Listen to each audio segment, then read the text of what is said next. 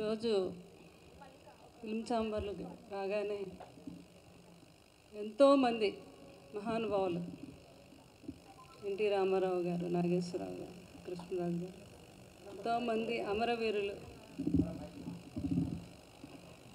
ఎంతోమంది అమరవీరులు ఇక్కడ ఆసీనులైనట్టుగా అనిపిస్తుంది నాకు వారందరినీ చూస్తుంటే.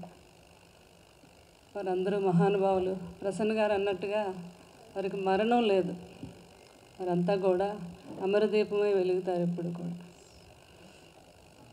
ఇట్లాంటి ఛాంబర్లో మీరు శ్రీ లక్ష్మీ వెంకటేశ్వర స్వామి వారు ప్రొడక్షన్లో వీరంతా ఇక్కడ వచ్చి ఈ ప్రెస్ మీట్ పెట్టడం, ఫస్ట్ వాళ్ళు ఇక్కడే దీన్ని ఓపెన్ చేయటం అంటే ఆల్రెడీ వాళ్ళు మన ఛాంబర్తోనే కాదు మన ఫిల్మ్ ఇండస్ట్రీలో భాగస్వామి అయిపోయినట్టే. వారు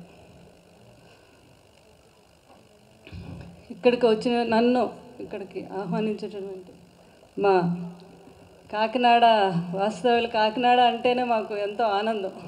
ఎందుకంటే ఫస్ట్ కృష్ణరాజు గారు అక్కడి నుంచే ఎంపీగా గెలిచారు.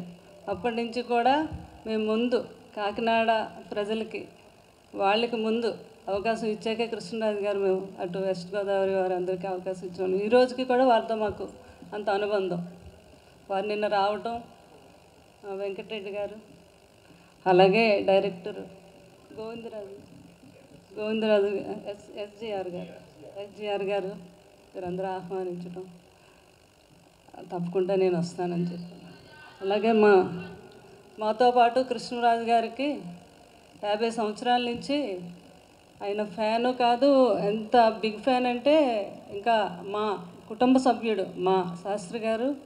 ఆయన ఆధ్వర్యంలో ఎంతోమంది ఫ్యాన్స్ని ఎంతోమంది తయారు చేశారు. ప్రతి ఒక్కరికి వెన్నుముక ఈ రోజుకి మా శాస్త్రి గారు అంటే గుంటూరు.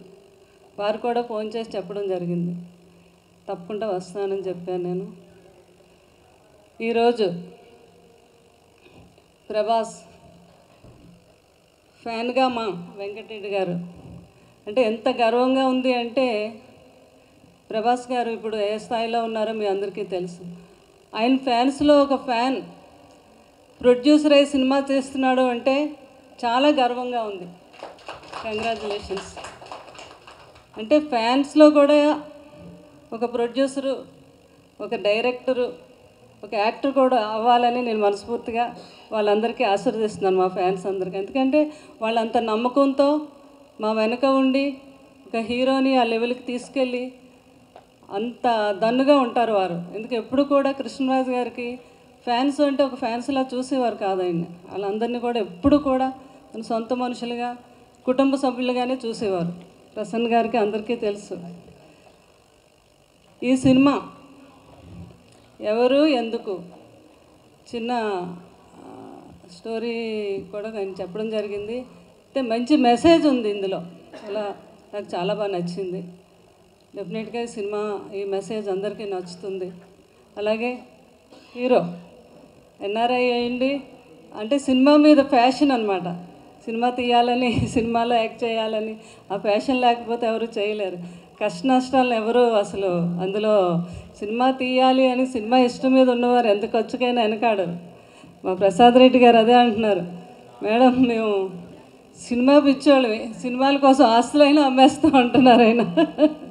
అంతా వీళ్ళందరూ కలిసి వెంకటరెడ్డి గారు, ప్రసాద్ రెడ్డి గారు, అలాగే మా డైరెక్టర్ గారు ఎంతో గొప్పగా ఈ సినిమా ఆయనే స్టోరీ పాటలు రాశారంటున్నారు, లిరిక్ డైలాగ్స్ అన్నీ ఆయన అంటున్నారు. ఆయన ఎంతో అద్భుతమైన డైరెక్టర్ అనిపిస్తుంది నాకు. ఈ సినిమా చాలా పెద్ద హిట్ అవ్వాలి, అవటమే కాదు వారు అన్నట్టుగా మీడియా మిత్రులు అందరూ కూడా సపోర్ట్ చేయాలి.